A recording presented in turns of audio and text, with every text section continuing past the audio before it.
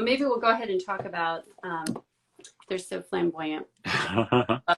It's such a great, because it's this, for those who haven't read it, it's a play on the collective noun for a gathering of flamingos, which is a flamboyance of flamingos, which I didn't know.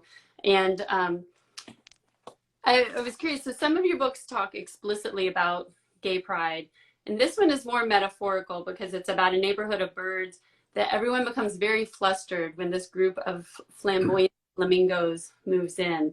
How did you come up with this concept, and what do you hope that the young readers take away from this book? Well, I can't remember where I read that a group of flamingos is called a flamboyance, and it just made me laugh, first of all. I couldn't believe it. And so I thought, oh, heck yeah, that's the book. I had no idea what I was going to write about, but I knew I had to have a flamboyance of flamingos in there somewhere. So I just started doing research on other names for bird groupings, and they're hilarious.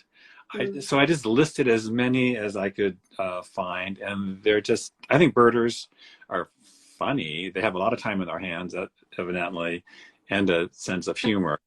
And so I just sort of lined up all these different names and sort of moved them around. And then the story came to me, which is a story about a flamboyance of flamingos looking very pink and proud and pretty, flying into town. And the other birds are, well, their feathers are ruffled, if you will. Yes.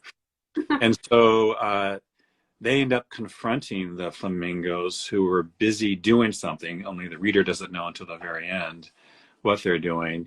And so they show up at the doorstep of the flamingos just in time for the flamingos to open their home, right? They're having an open house for their neighbors.